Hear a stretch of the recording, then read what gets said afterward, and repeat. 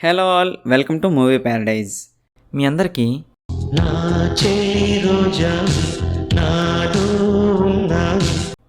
ఈ సాంగ్ గుర్తుందా? మీలో చాలామందికి వెంటనే గుర్తొచ్చి మరోసారి ఈ సాంగ్ వినేద్దాం అని అనిపించిందా? తప్పకుండా అనిపించే ఉంటుంది. చాలామందికి ఈ మూవీ సాంగ్స్ ఫేవరెట్.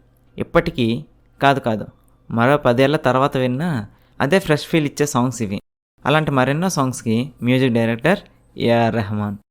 అద్దెకి సంగీత వాయిద్యాలను ఇచ్చే స్థాయి నుండి ఆస్కార్ అందుకునే స్థాయికి ఎదిగిన ఏఆర్ రెహమాన్ గారికి మూవీ ప్యారడైజ్ అండ్ ఫాలోవర్స్ తరపున పుట్టినరోజు శుభాకాంక్షలు. రెహమాన్ గురించి మరిన్ని విషయాలు తెలుసుకునే ముందు మా ఛానల్లో కంటెంట్ మీకు నచ్చినట్లయితే సబ్స్క్రైబ్ చేసుకుని మమ్మల్ని సపోర్ట్ చేయండి. రెహమాన్ గారి అసలు పేరు ఏఎస్ దిలీప్ కుమార్. తండ్రి ఆర్కే శేఖర్, తల్లి కస్తూరి. తండ్రి శేఖర్ గారికి కూడా మ్యూజిక్పై మంచి పట్టు ఉండేది. తల్లి కస్తూరి గారికి కూడా ఆధ్యాత్మిక భావనలు ఎక్కువ.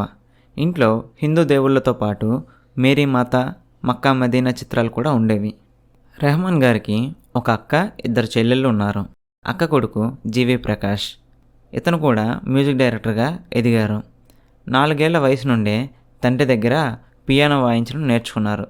9 ఏళ్ల వయసులో తండ్రి మరణించడంతో పేదరికం వల్ల ఇంట్లో ఉన్న సంగీత వాయిద్యాలను అద్దెకిస్తూ 11 ఏళ్ల వయసులో కుటుంబ బాధ్యతలు భుజాన వేసుకుని గిటార్, హార్మోనియం, పియానో, కీబోర్డ్ ప్లేయర్గా ఇళయరాజా, రమేష్ నాయుడు, రాజ్ కోటి లాంటి సంగీత దర్శకుల వద్ద పనిచేస్తూ జీవితం ప్రారంభించారు. భర్త చనిపోయాక అతని తల్లి ప్రశాంతత కోసం నెల్లూరు జిల్లాలోని సూఫీ కరీముల్లా షా కాద్రీ బోధనలకు ఆకర్షితురాలై వీరి కుటుంబం 1989లో ఇస్లాంలోకి మారింది.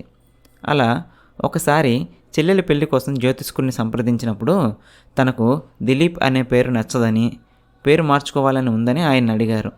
ఆయన అబ్దుల్ రహీం అని కానీ లేదా అబ్దుల్ రెహమాన్ అని కానీ మార్చుకోమని సలహా ఇచ్చాడు. ఆ పేరు నచ్చడంతో రెహమాన్ అని పేరు మార్చుకున్నాడు.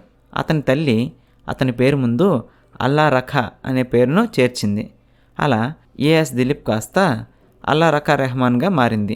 తర్వాత ఎవరికి వారు సొంత పరికరాలు కొనుక్కోవడంతో వారి అద్దె వ్యాపారానికి గిరాకీ తగ్గింది. దాంతో కుటుంబ పోషణ కోసం చదువు పూర్తిగా మానేసి సంగీతంపైనే దృష్టి పెట్టమని చెప్పింది తల్లి. ఆ తల్లి నగలు అమ్మి ఇంట్లోనే ఒక స్టూడియో ప్రారంభించాడు. సినిమాల్లోకి రాకముందు బాపు గారి సహకారంతో అప్పటి ఆంధ్రప్రదేశ్ ప్రభుత్వం చేపట్టిన అక్షరమాల ప్రాజెక్టుకు సంగీతం సమకూర్చారు. అప్పుడప్పుడు టీవీ యాడ్స్కి కూడా మ్యూజిక్ ఇచ్చేవారు. తర్వాత మోహన్ లాల్ కథానాయకుడిగా నటించిన యోధా సినిమాతో ప్రేక్షకులకు పరిచయం అయ్యారు. కానీ ఆ తరువాత ప్రఖ్యాత దర్శకుడు మణిరత్నం గారు తీసిన రోజా సినిమాతో భారతదేశం అంతటా పేరు పొందాడు రెహమాన్. స్లమ్ డాగ్ మిలీనియర్ అనే సినిమాలో జైహో అనే పాటకు ఇచ్చిన సంగీతానికి గోల్డెన్ గ్లోబ్ అవార్డు లభించింది. ఈ అవార్డు అందుకున్న మొదటి భారతీయుడు రెహమాన్ గారే. అలాగే 2 ఆస్కార్ అవార్డులు కూడా వచ్చాయి. 2 ఆస్కార్ అవార్డులు పొందిన మొదటి భారతీయుడు కూడా రెహమాన్ గారే. వీటితో పాటు 19 సార్లు ఫిల్మ్ఫేర్ అవార్డులు కూడా గెలుచుకున్నారు. అలాగే KM music college and technology అనే పేరుతో మ్యూజిక్ స్కూల్ కూడా 2013లో ప్రారంభించారు. ఆయన కెరీర్లో Premadesam, Roja, Bombay, Gentleman, Jeans, Sakhi, Robo, Boys, Ghajini ఇలాంటి హిట్ సాంగ్స్కి మ్యూజిక్ అందించారు. కాదు రెహమాన్ అందించిన మ్యూజిక్ వల్లనే ఈ సాంగ్స్ హిట్ అయ్యాయి. ఇలాంటి మరెన్నో సాంగ్స్ని మా మ్యూజిక్ లవర్స్కి అందించాలని కోరుతూ once again wish you a very happy birthday Rahman గారు. వీడియో మీకు నచ్చితే వీడియోని లైక్ చేయండి.